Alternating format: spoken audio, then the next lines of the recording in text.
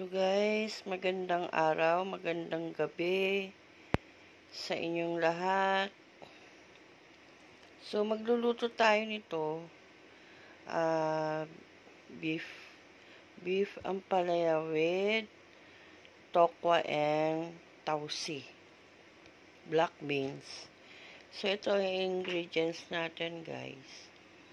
Syempre yung bawang, sibuyas, ampalaya, tapos lalagyan ko ng isang Knorr cubes. Siyempre, ayun yung beef natin. Harina, tokwa, tausi, at salt and pepper. So, hiwain natin, guys. So, guys, ayan, naglagay tayo ng mantika sa kawali. Iprito muna natin yung ating tokwa. So, guys, lagay na natin yung tokwa.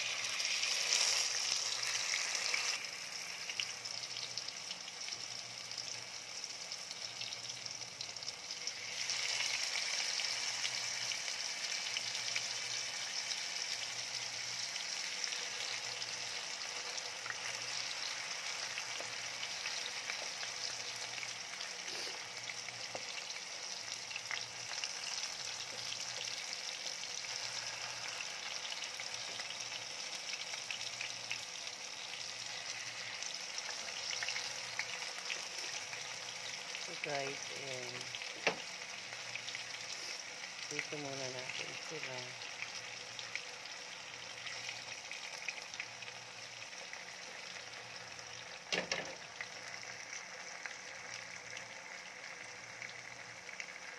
So, ayan guys, pinaliktad muna natin yung tokwa.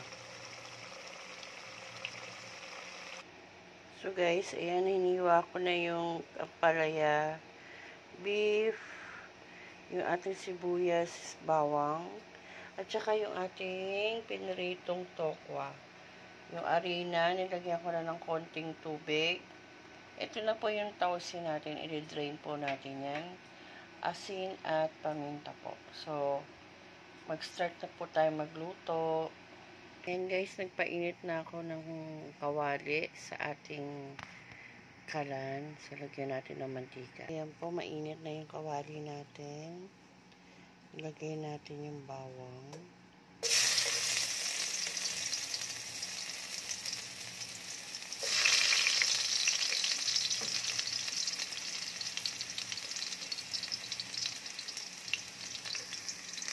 Next po natin yung ating sibuyas.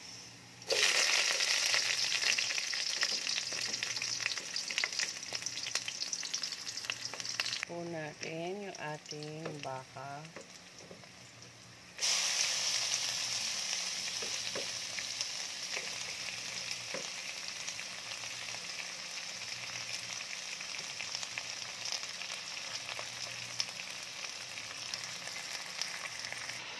Next po natin yung tausi or black beans.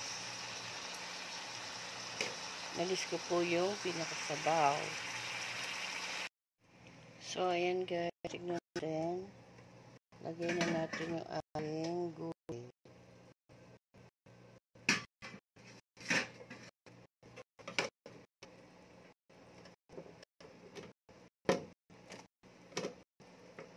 Ayan guys. Huwag nyo munang masyadong kasi pait yung sabaw.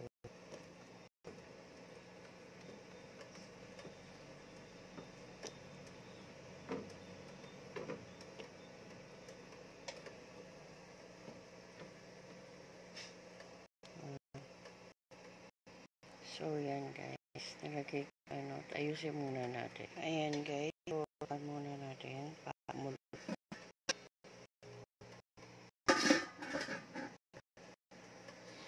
So guys, tignan na natin. Tapos, lagyan na natin tong arena na may tubig. Ayan.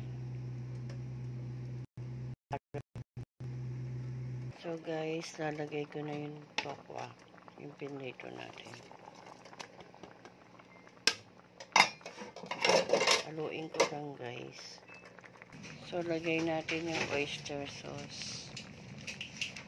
Yan guys. Tapos kasunod na yan guys, yung salt and pepper. Yan na yun guys. Yung ating menu for today. So, haluin natin guys. Guys, tignan natin. So, ito na guys, yung ating menu for today. So, thank you guys for watching. Please like, share, and subscribe po. Salamat. See you next vlog guys.